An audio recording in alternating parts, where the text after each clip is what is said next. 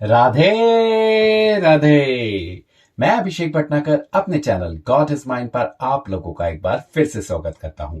पता है, आज हम एक ऐसी कथा आपको सुनाने जा रहे हैं जो कि अत्यंत रोचक है। वो ऐसे क्योंकि क्या कभी देवताओं के राजा, देवताओं में जो सबसे बड़े देवता हैं राजा इंद्र, क्या वो भी कभी किसी से कुछ मांग सकते हैं? ये कितनी बड़ी बात है। हम कहते हैं कि हम देवता से या फिर हम भगवान से कभी कुछ मांगेंगे, परंतु ये कैसे हो सकता है कि एक जो देवताओं की राजा हैं वो भी कभी किसी से कुछ मांगेंगे? ये है ना बहुत रोचक बात। आज हम आपको इसके बारे में बताएंगे कि आखिर ऐसा कब और क्या हुआ था कि राजा इंद्र को भी किसी से कुछ मांगने की आवश्यकता पड़ गई थी। और वो क्या चीज थी, यह सुनकर तो आपको और भी ज्यादा आश्चर्य होगा कि आखिर उन्होंने मांगा क्या था। तो चलिए इसी बात के साथ शुरुआत करते हैं आज के अध्याय की, जो कि है श्रीमद् भागवत के छठे स्कंद का 9वां अध्याय, इंद्र का अपने पुरोहित विश्वरूप को मारना। सुखदेव जी बोले, हे राजन, विश्वरूप के 3 मुख थे। एक मुंह से वे सोमवली लता का रस निकालकर यज्ञ में पीते थे, दूसरे मुख से मदिरा पीते थे और तीसरे मुख से अन्नादिक भोजन करते थे। इंद्र ने कुछ दिनों के उपरांत विश्वरूप से कहा कि मैं तुम्हारी दया से यज्ञ करना चाहता हूँ। जब विश्वरूप की आज्ञा अनुसार यज्ञ आरंभ हुआ, तब एक दिन किसी दैत्य ने विश्वरूप के पास जाकर कहा कि तुम्हारी माता भी दैत्य की कन्या है, इस कारण हमारे कल्याण के वास्ते एक आहुति दैत्यों के नाम पर भी यज्ञ में दिया करते तो बहुत उत्तम होता। विश्वरूप उस दैत्य का कहना मानकर आहुति देते समय दैत्य का नाम भी धीरे से लेने लगा।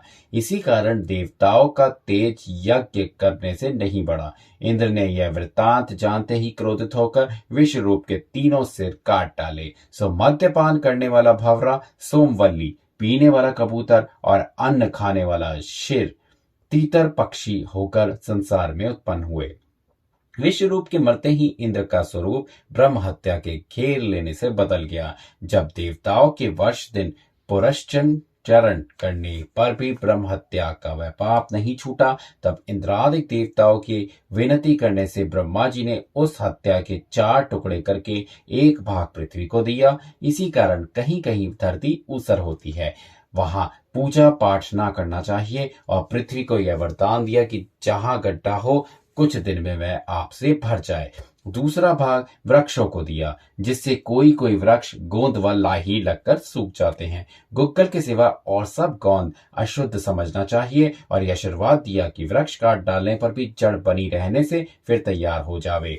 तीसरा भाग स्त्रियों को दिया, उसी कारण स्त्रियां महीने महीने रजस्वला होकर पहले दिन चंडालिनी, दूसरे दिन ब्रह्मघातिनी, तीसरे दिन रजकी के समान रहकर चौथे दिन पवित्र होती हैं।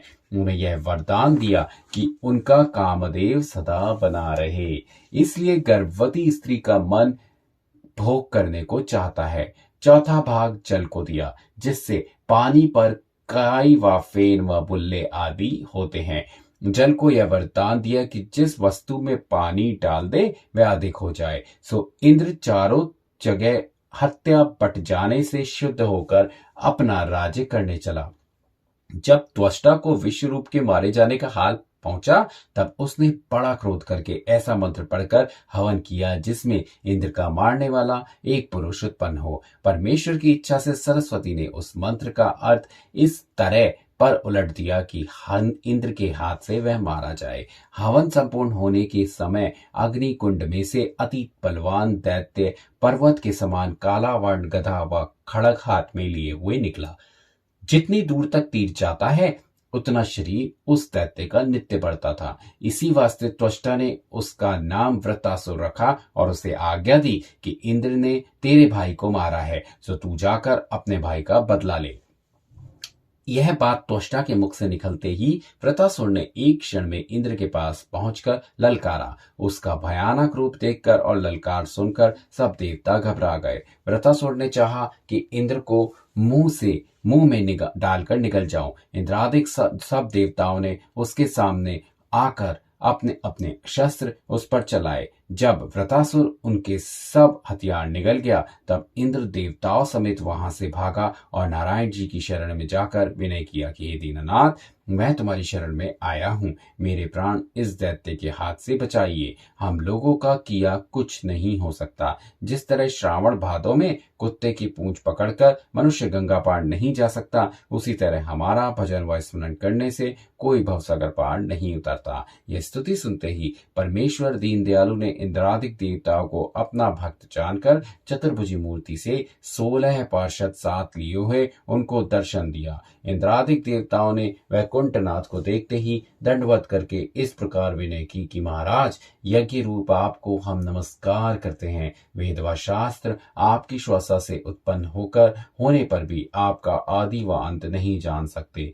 सो हम लोग नारायण वासुदेव रूप को दंडवत करते हैं। आपके जो चरण कमल बड़े बड़े योगियों और परमहंसों के हृदय में आठों पहर रहते हैं, उन चरणों को हमारी दंडवत अंगीकार हो। हे भगवान दीनानाथ, सब देवता व मनुष्य तुम्हारे बनाए हुए हैं। वृतासुर के मारने के वास्ते कोई उपाय कीजिए, नहीं तो वह देवता व मनुष्य आदि सब जीवों को मार डालेगा। हम लोग तुम्हारे दास होकर ऐसे दुखी हैं कि वृतासुर के भय से आनंद पूर्वक निद्रा नहीं आती।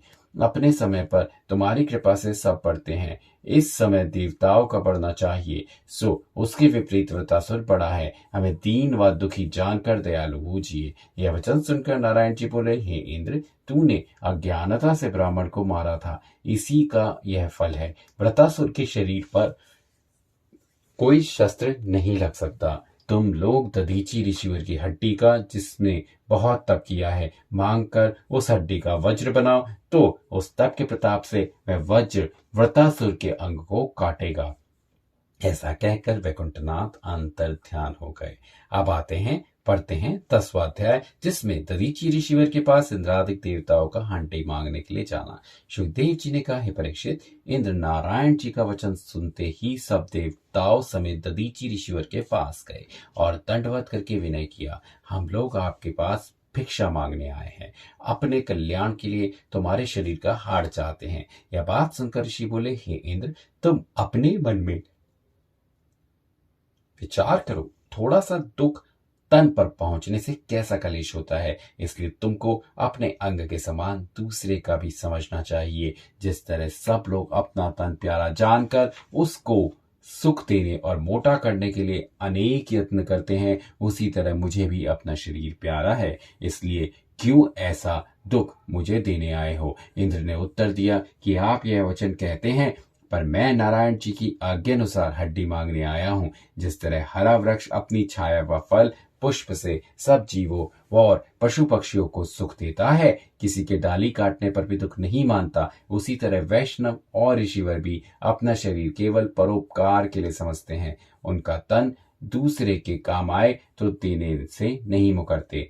जब इंद्र ने ऐसा ज्ञान कहकर बहुत विनती की, तब ऋषि बोले, हे इंद्र, यह शरीर नारायण जी ने दिया है। कदाचित वह आप आकर ऐसा कहते तो भी मैं अपनी प्रसन्नता से ना मानता, पर ऐसा समझकर तुम्हारा कहना मानता हूं कि यह तन सदा स्थिर नहीं रहेगा, एक दिन अवश्य इसका नाश होगा। इससे और क्या उत्तम हो सकता है जो तुम्हारे काम आए। मैं योग अभ्यास साध कर परमेश्वर के ध्यान में बैठता हूँ, तुम एक गाय लाकर मेरा शरीर चटाओ।